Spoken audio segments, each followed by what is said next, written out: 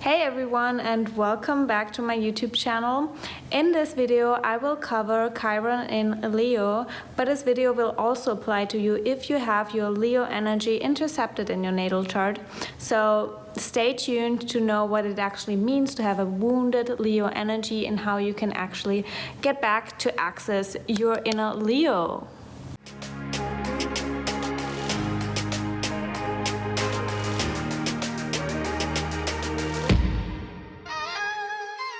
So Chiron is really one of my favorite placements to look at in your natal chart because it marks your biggest wound, the biggest wound you have to heal in this lifetime. And I always believe that this is so linked to our soul's purpose. And that's why I always really look into the Chiron placement of my clients. And while doing that, I really realized that a lot of my clients, a lot of the people I work with privately have their Chiron in Leo. And that really made me obviously dive deeper into what it actually means to have a wounded Leo energy, but also made me wonder why I attract these people. And I strongly believe that it's because I myself have a Chiron and Leo placement in the 8th house, to be really accurate about it. And I want to talk to you about my experience, but also what I see and observe in my clients, because ultimately, obviously, we all have Leo energy in our chart. So it's really interesting to look at these placements, because even if you don't have any planets there in the house that your Leo energy is in there, it really means that in this area of life you want to be the leader, you want to be the royalty, you want to be the queen and the king, and you want to be seen as that. You want the validation in this area of life. And for a lot of people, these areas are really vulnerable and wounded, and that's why we feel stuck and we feel like we don't get the recognition that we want, but because that's ultimately what Leo stands for. We want to be that royalty, that majesty, like really being seen as an authority, as really the leader. And yes, it sounds really egotistical, but it's a healthy egotistical way in a way, because Leo still always carries a lot of love in their heart. Like Leos are really loving, they have so much love to give, but they want to be seen as a leader and as an authority, as a queen, as a king, obviously. And with my own placement, you know, I have both. I have my Chiron in Leo, which means I have a big wound because it's next to my sun. So my sun placement is, I'm a Leo sun in the 8th house, and that energy is really dulled and is not really accessible for me, for one, because I have Chiron conjunct my sun, meaning that my natural ability to shine my Leo energy is really wounded. I have to work my way back to my Leo energy, and that really is reflective in my whole life, because I've never really felt like I can stand out, like I can be seen as an authority, be seen as a leader, probably because I didn't see myself as a leader or as like a queen, and I had to change my belief system around that, because obviously it always goes back to my upbringing. But also I have my Leo energy intercepted, and if you don't know what interceptions in your chart mean, it's basically when the energy is kind of swallowed by the house. So usually the zodiacs are outside and you see the house placements, basically when the energy is not at the cusp of a house. So the Leo energy is not ruling any particular house and it's kind of swallowed. So my Leo energy is swallowed in the 8th house, so it's kind of stuck there and not really accessible for me. And that means, again, that I have two struggles when it comes to my Leo energy, and I've worked my way through it. I really worked hard to, you know, change my belief system, to really reprogram my subconscious mind also, because it's just programming that I have from childhood, especially because, you know, it goes back to the polarity, the polar opposite of the Leo placement, which is in my case the 2nd house, and the 2nd house is all about self-worth. So there's a connection there, you know, it goes back to my self-worth and that I don't value myself enough, and that's really why I couldn't get access to my Leo energy. And that's actually a really interesting story. The reason why I didn't want to dive deeper into astrology for the longest time. I know astrology since I am a child, because my mother kind of introduced me into it, you know, she basically read horoscopes and would cut my hair according to the moon, whatever. And I never believed in astrology because I couldn't see myself as a Leo. Whenever I saw or read anything about Leo, I was like, that's so not me. And I felt kind of offended by it because I felt like, wow, I'm like the alien where astrology doesn't make sense. And obviously now that I look at my natal chart, it makes sense why I didn't see myself as a Leo. So how I really saw that my Leo energy was wounded was obviously because I didn't believe in myself. I didn't really allow myself to stand out, and I always were kind of rejected, or it was always kind of awkward, and I was never perceived as a leader, especially at school. I've always felt like an outcast and like I couldn't lead up to the potential that other people wanted to see me in, so I always felt like not cool enough, not special enough.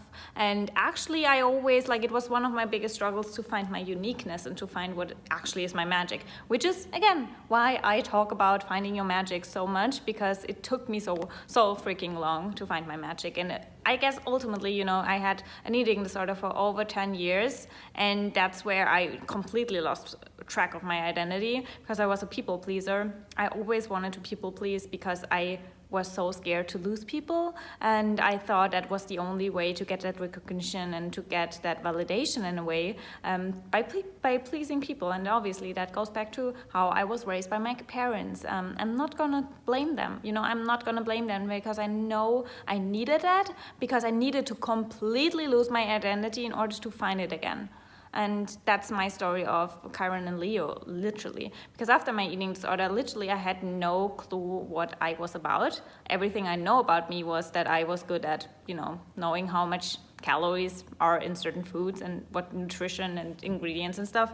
But what else? I didn't have any hobbies, like nothing that would interest me, nothing. I couldn't not really say anything about, you know, what am I good at, how am I special, how do I stand out. So obviously I didn't see myself as someone who stands out, and that was also one of my biggest struggles when I started my business, because it held me back for so long. I didn't know what am I good at leading, how can I lead others, how can I be a leader, am I even born as a leader? Like, because obviously with my experiences in the past, I was like, no way I can lead other people. No one will see me. No one will see me as an authority, because I had all of these experiences from my childhood and from school, and we're always the outcast. So how could that be that I'm now able to shine? And still to this day, it's sometimes a little bit like, you know, I struggle. I always struggle. And I'm always like that wounded Leo where I'm like, people should see me as an authority. Why is it not happening? And then I blame, and then I question, and then I second guess myself.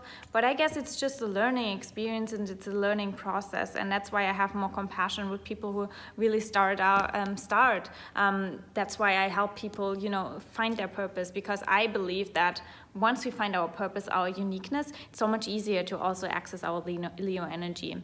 And a lot of times it's actually really connected.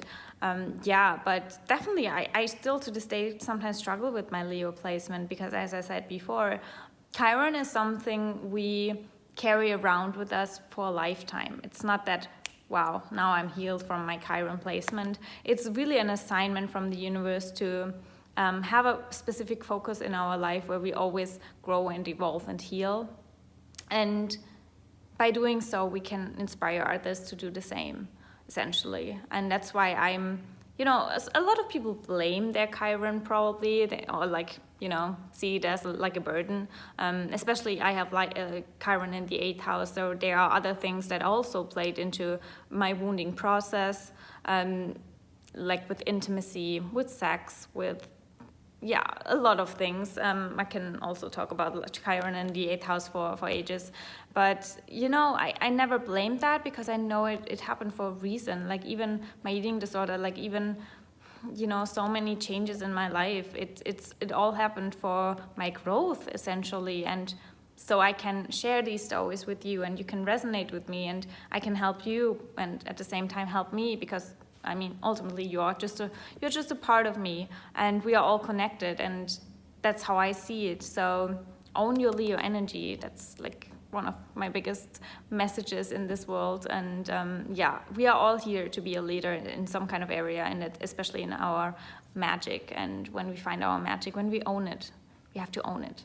No one will come and, you know, put a crown on your head and say, yeah, you are a leader, you are the queen, you are that Leo energy, you can now enter the world. Some people are gifted and they just naturally feel that, but a lot of people don't, and a lot of people are insecure. That's why we help each other.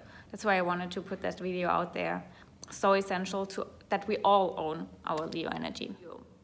And it's really interesting that I now attract people into my life that I can help access that Leo energy again. Because ultimately what I really believe in is that we all crave to be that Leo. And that goes back into, you know, look at your natal chart and look in which house your Leo placement is in. Because I strongly believe that in this house, like in this area of life, you want to be seen as the queen. You want to be seen as a leader. And that is nothing bad, because Leos are... I mean, there is always two sides of a coin. Obviously, you can be really egotistical, but in my case, for example, I want to be that Leo queen. I really want to be her because I know that when I am in my shining light, I can impact so much more people. And I think that goes for everyone who really craves to be that Leo energy. And funnily enough, the more I really tap into my Leo energy, the more people I attract with Leo risings. Leo risings meaning they have the appearance and the outlook and first impression of that Leo energy. A lot of Leo risings that I really look up to. Or also Leo moons, like one of my best friends, she has a Leo moon because I can really connect to her so deeply. And you know, the moon and the sun, when they meet, it's just love. It's just love. So Vera, I love you. My sister has a Leo rising, funnily enough, and she has a really wounded experience with her Leo rising because she has this aura of that majesty, that kind of, you don't know what it's about her, but she kind of, you know, attracts people, and women especially get really offended by it. And I had this experience myself because I have a wounded Leo energy. I can be triggered by some Leo risings. I actually just recently had a connection with a Leo rising, and I felt offended by that person because that person was so in his Leo energy, and I was like, wow, what an ego, like it's all about him. But then I realized it's just a part of me that is reflecting what I actually crave for. And because I can't really access it right now, like really owning my Leo energy, I still have, you know, room to grow. And I know that it's a lifelong journey with Chiron. It's always a lifelong journey. But I'm so grateful that I am connected to, you know, clients who have the same thing. And while I help them access their Leo energy, I help myself to also get back in tune with my Leo energy too. And it's all just a journey. And obviously you always have to take the whole chart into consideration, especially if you have an interception. Because if you have an interception, it means that, you know, the polar opposite sign is also intercepted. And in my case, that's Aquarius.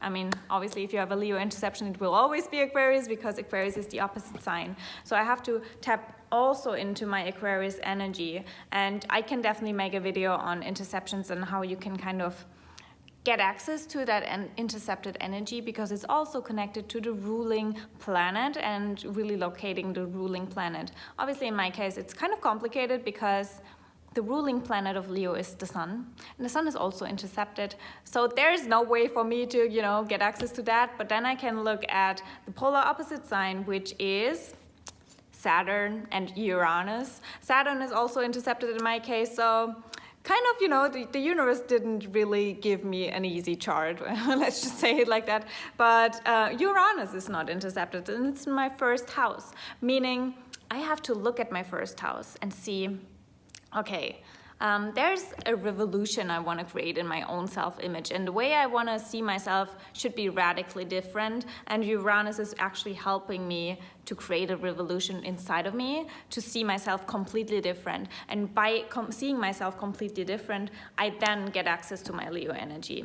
And also, you know, it goes back to my Scorpio energy, because Leo is all, like, my whole Leo energy is in the 8th house, and the 8th house is ruled by Scorpio. So looking at the Pluto placement, for example, because Pluto rules the 8th house, is also really helpful. And that is actually in my 11th house, in Scorpio. So Pluto is in its home sign because Pluto also rules Scorpio, and because it's in his home sign, the energy is amplified. So that Plutonian energy is really amplified, and it helps me get access to that 8th house energy going on with the Leo. And that also means, with Pluto, creating a transformation, not just for myself, but then also for other people, because it's in the 11th house. And the 11th house is about other people too, and about, the humanity at large. And that's what I do in my work. I get access to my Leo energy by helping others step into their Leo energy too. And that's how the whole chart is connected, and actually there's help in your chart already. It's not that you need something external necessarily. You have everything inside of you, and the energy and the cosmos is actually helping you to grow. But for me especially, it's just a learning experience to really tap into that Leo energy. And the more I do that, not only do I help other people, but also I appreciate that Leo energy about myself so much more, because it doesn't come natural to me. And that's probably also why other people perceive me as this, yes, Leo, but never really that it's all about myself. They feel that it's more about the collective, and it's more about what I can share and how much value I can give, if that makes sense. And that's why they feel attracted to me. They don't feel offended by me, because they feel like, wow, she's actually helping me to step more into my Leo energy. And in essence, I truly believe that we all crave to be that Leo in some kind of area in our life, because obviously we all have Leo in our charts. And it's so interesting to study that, but especially if you have Chiron in Leo, I know that it's not an easy placement, and it really will always go back to, how do you see yourself? Do you really own your value? Do you see your own value? And how can you be more playful? Because chances are, if you have your Chiron in Leo, your childhood was probably not so playful and not so, carefree and not so easygoing for you. Maybe you were bullied by other children. Maybe other people or other children were always superior to you, and you didn't know why, and you didn't know how. Maybe you didn't even belong into the crowd, and you always felt like the outcast at some point, and just not treated the way you wanted to be treated, and in your mind and in your perception you should be, but then the external world really reflected something else back. And obviously, as I said before, it all goes back to your childhood. That's why inner child work is so powerful. And funnily enough, Leo is also representative for the inner child and children in general. So that's probably also why I am so passionate about inner child work, and just really looking back into, how did you grow up, and how did your childhood affect you? And not in a way where I blame anything that happened, but really in a way that is empowering, because it's all just a learning experience. It's all just to transform you to the better. And really look at your Leo placement and see, where do you want to be that queen? Where do you want to shine? And maybe that's the solution to your issues, something that is holding you back. Because Leos, if they are, in their full essence, in their full energy, they don't let anything holding them back. They just know how powerful they are. And that's what we all crave, to be so confident, so sure about ourselves that we just own it. And I know and I believe that we all want to be at that level. So the question is, what is actually holding us back? And maybe your natal chart gives you a clue. Maybe you also have Chiron and Leo, or intercepted Leo energy. And I pray that this video is really helpful for you. You can definitely have a look at my podcast, The Magic Kathi Show, where I also talk more about astrology, if you're interested in that. Other than that, I would be so honored if you subscribe to the channel. Let me know in the comments below what your Leo placement is, and so we can have a chat around that, where you want to be that Leo queen. And other than that, I would like to know what kind of videos you want to see. Like, do you want to learn more about Chiron? I can definitely share more about Chiron, one of my favorite placements. But we will see each other very soon. Don't forget to subscribe, like the video, and share it with anyone you think should own their Leo queen a little bit more. So step in your magic.